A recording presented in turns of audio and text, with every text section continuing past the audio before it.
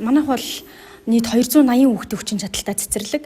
Тэгээд энэ хичээлийн жилд болохоор нийт бага дунд ахлах бэлтгэл бүлгийн 110 хүүхдийг одоо бүртгэнэ гэсэн зар тавиад үүнийхээ дагуу одоо өнөө өглөөний 9 цагаас эхлээд яг харьяаллын дагуу байрныхаа хүүхдүүдийг бүртгээд одоо ингээд 14 цаг 30 минутын байдлаар яг бүртгэх ёстой 110 хүүхдээ бол бүртгээд ингээд ойчир дараалалгүй ямар нэгэн гомдол саналгүй яг ирсэн хүүхдүүдэд бүртгээд ингээд бүртгэл амжилттай явагдаад байж байна. Манай багш ажилчид бол нэгд өдрөөс 18-наас ажилдаа орсон байгаа. Ингээд цэцэрлэгийнхээ дотоод орчин болон гадна орчин анги танхимынхаа бэлэн байдлыг хангаад ингээд ажиллахад бэлэн байдалд ороод байж байна.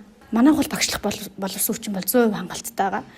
14 багш, 12 бүлгийн багш, 1 хөгжмийн багш, 1 биеийн тамирын багш. За хөгжмийн багш, биеийн тамирын багш бол мэрэгжлийн яг олон жил ажилласан туршлагатай багш байна. Хавар галтгооны тон хэрэгсэл төхөөрөмжүүдийг бол бүх цэцэрлэгүүдэд тарааж өгсөн байгаа. Тэр дэмжлэгийг бол авсан.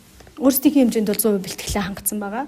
За яг тулгамдж байгаа асуудал гэх юм бол мэдээж олон жил болсон цэцэрлэг учраас ингээд том юм цонхтой тэгээ бас паарны олон жил болоод бүр одоо багаар бид нар чи өөрсдийнхөө болцоор жижиг засвар хийгээд байгаа л чи эн чинь яг бүр нийтээр нь одоо энэ том байгууллага чи нийтээр нь засах шаардлагатай болоод байгаа байхгүй.